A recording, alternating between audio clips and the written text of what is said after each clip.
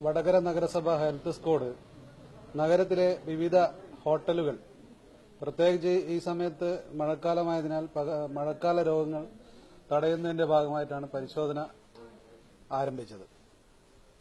Vadakara national ഹൈവേയിലെ MRA hotel പരിശോധിച്ചതിൽ MRA ഹോട്ടലിന്റെ ഒരു രഹസ്യ അറയിൽ പഴകിയതും മനുഷ്യോപയോഗ്യമല്ലാത്ത ആഹാരപദാർത്ഥങ്ങളായ മട്ടൻ വേവിച്ചത്, ചിക്കൻ വേവിച്ചത്, അതുപോലെ ബീഫ് വേവിച്ചത് തുടങ്ങിയ ആഹാരപദാർത്ഥങ്ങൾ വളരെ വൃത്തിഹീനമായതും ദുർഗന്ധം വഹിക്കുന്നതും ഏകദേശം പുഴുവരിച്ച രൂപത്തിലുള്ളതുമായ ആഹാരപദാർത്ഥങ്ങളാണ് അവിടെ കാണാൻ കഴിയുന്നത്.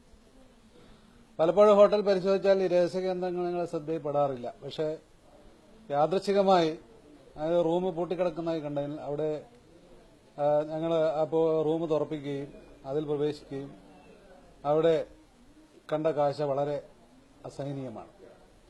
ഏകദേശം 100 കിലോയോളം സാധനങ്ങൾ, 100 കിലോയോളം ഭക്ഷ്യയോഗ്യമല്ലാത്ത സാധനങ്ങൾ പിടിച്ചെടുക്കുകയും മാസ്റ്റർ തയ്യാറാക്കുകയും അതിന്റെ അടിസ്ഥാനത്തിൽ കർശനമായ നിർദ്ദേശം ഈ ഹോട്ടൽ നൽകുകയും ഈ ഹോട്ടൽ ഇനി പ്രവർത്തിക്കണമെങ്കിൽ ഇത്തരം ലൈസൻസ് വ്യവസ്ഥ ലംഘിക്കാതെയുള്ള പ്രവർത്തനങ്ങൾ നടത്തിയാൽ മാത്രമേ പ്രവർത്തിക്കാൻ കഴിയുള്ളൂ. 2 ദിവസം ഹോട്ടൽ അടച്ചിട്ട് ആവശ്യമായ ശുചീകരണ പ്രവർത്തനങ്ങളും അതുപോലെയുള്ള ഇത്തരം അനാവശ്യ സാധനങ്ങൾ ഹോട്ടലിൽ നിന്ന് ഒഴിവാക്കിയതിനു ശേഷം മാത്രം തുറന്നാൽ മതി എന്ന ഒരു കർശന നിർദ്ദേശവും വാക്കാൽ നൽകിയിരിക്കുന്നു.